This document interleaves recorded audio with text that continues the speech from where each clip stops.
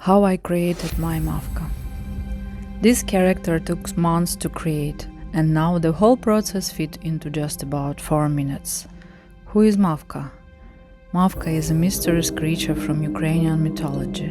Long ago, people believed that drowned girls or girls who died before being baptized could turn into Mavkas.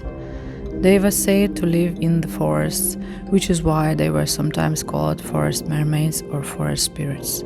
According to the legends, Mavkas could lure young men deep in the forest and tickle them to death. Inspired by ancient stories, this character slowly appeared in my imagination, and in early spring, the time when Mavkas are believed to awaken, I finally brought her to life. I started by sculpting her face. I imagined her as a young, sweet girl, sweet enough to lure someone in the forest. Then I sculpted her body and pose.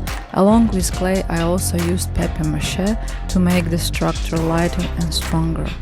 After that, I moved on to painting. In legend, Mavkas have pale, almost translucent skin that seems to glow from within and deep, slightly set eyes. I also added a bit of plants-inspired body art to show her connection with nature, as if forest itself is growing through her. You can see it on her leg and on the back of her neck. Then I moved on to creating her clothing. This was the most challenging part of the process. According to old beliefs, a Mavkas appears as a young girl dressed in a long white shirt and walking barefoot. Because of this, she can easily be mistaken for an ordinary girl. But legends say that if someone looked at a Mavka from behind, they would see something frightening.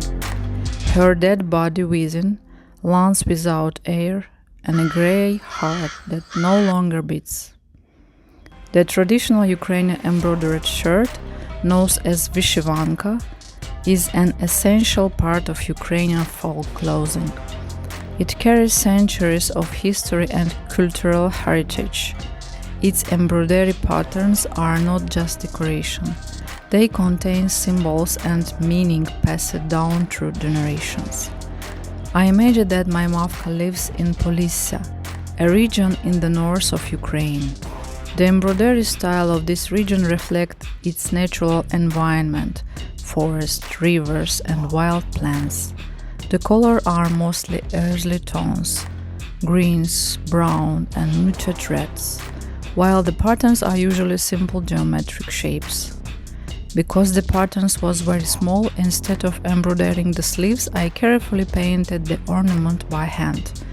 To recreate it accurately, I used a Ukrainian embroidery album containing traditional patterns collected from different regions of the country.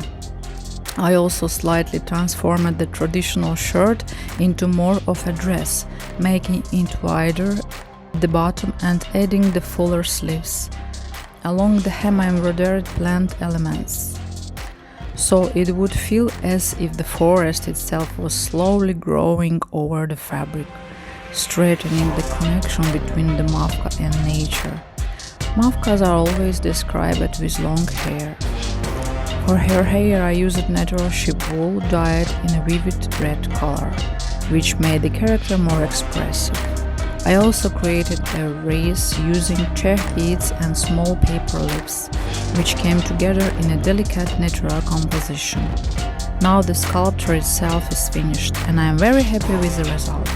The only thing left is to place her on a cut tree stump and add some natural mess to the base. I think this will complete the quiet, mystical atmosphere of the piece. Thank you for following the creation of this character. I hope you enjoyed this journey.